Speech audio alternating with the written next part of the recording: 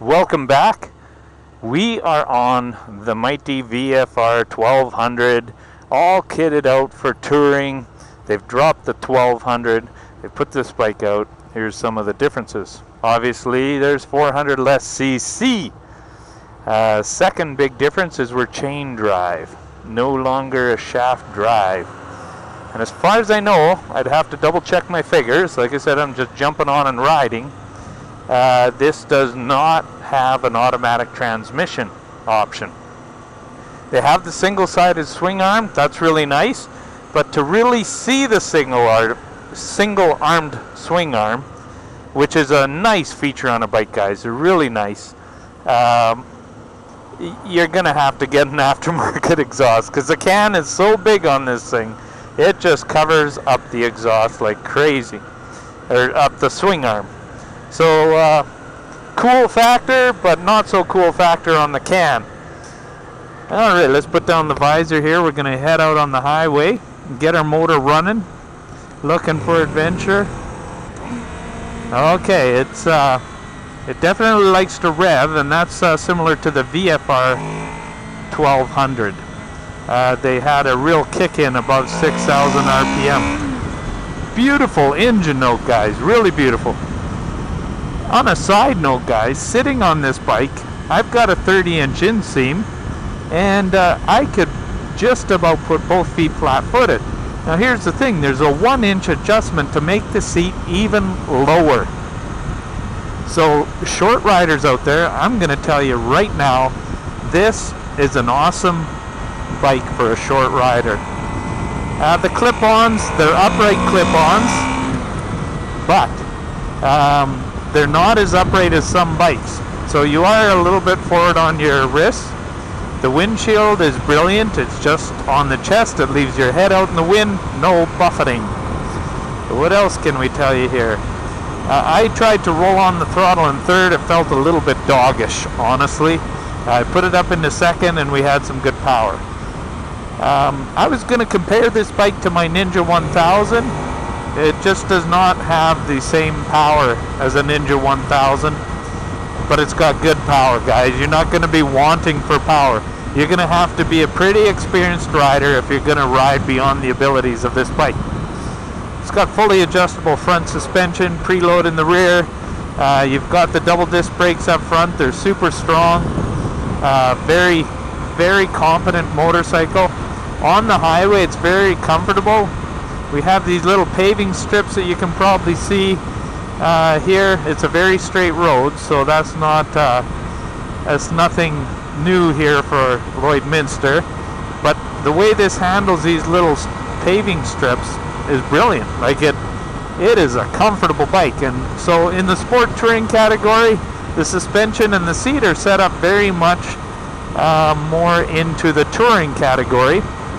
Very soft, very plush, very comfortable, very solid ride.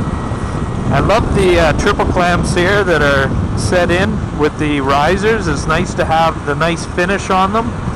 Also, I like the finish on the paint job. It's a metallic white. I'm not sure. I'm going to have to check when I get back if you can buy any different colors in Canada here. I'd like to see some different colors.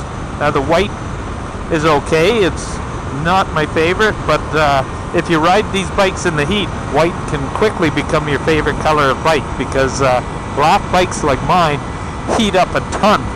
A T-O-N-N-E when it's anything around the 30-degree mark and the sun's beating down. A black bike is torture at a stoplight. A little more weight on the wrists than on my Ninja 1000. Very similar to the VFR 1200.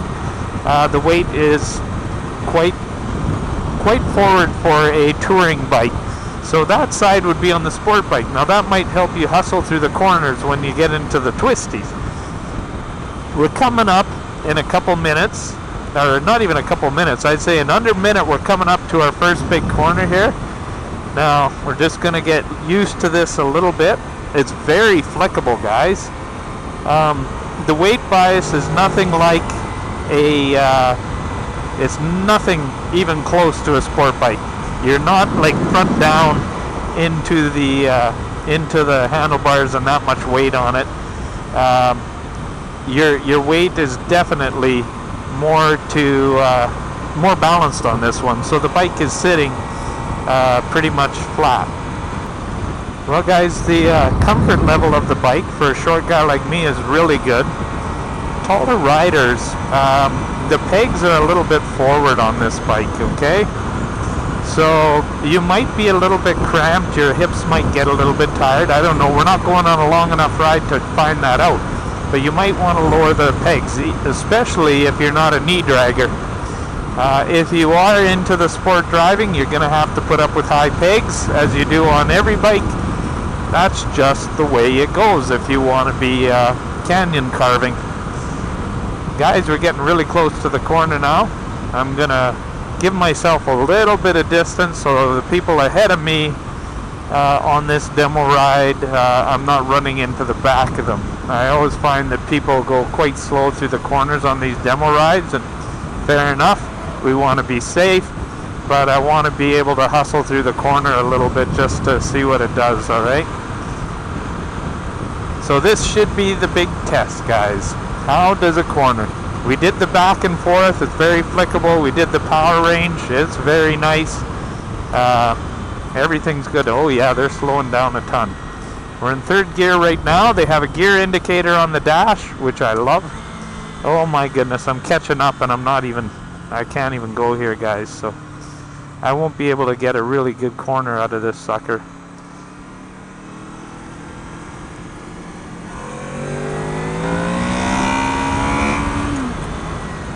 So good power, really good cornering, very stable, guys. I was able to get a little bit of cornering out of it, but as you could see, I would have run right over the guy ahead of me. So that's not the best thing in the world. Everything about this bike, guys, if you're considering this bike, I know it's a little bit on the high price side. I'm going to put the price up. I think it's actually more than my Ninja 1000. Would I buy this over a Ninja 1000? I'll tell you the only reasons I would. It's a little bit more comfortable. It's more on the touring side, but it's down on the power. The brakes don't feel quite as strong. It's got a lot more things on it than mine does, but the new Ninja has a lot more things on it too. Traction control, ABS, all that stuff is on here. Heated grips, that's something my Ninja doesn't have. And I'd say there's a little bit of a build quality into this over the Ninja, a lot less vibration, and the V4 gives you an absolutely gorgeous engine note. So that's what I got to say about this, guys. Again, negatives for some are a little bit softer than some of the sport tours, and for the positive, it's a little bit more comfortable. Hand grips are a little bit down. Your handlebars will put weight on your wrists. And the power plant isn't where the other 1000cc bikes are. It does quite good above 6,000 or 7,000 RPM. It really picks up, but again, guys, I prefer a lineal power band over something that you know, doesn't have anything down low and then screams at the top. But once it does scream, you guys are gonna love the exhaust note. I can't imagine what this baby sounds like with a pipe on it. It would be gorgeous. Anyway, guys, that's about all I got to say about this bike. VFR 800, pretty decent showing. It's a little bit pricey, but you get some quality and Honda resale in it. That's what I got to say about that. Remember to share, like, comment, and subscribe, and we'll see you next time on 6's Overdrive. Bye-bye.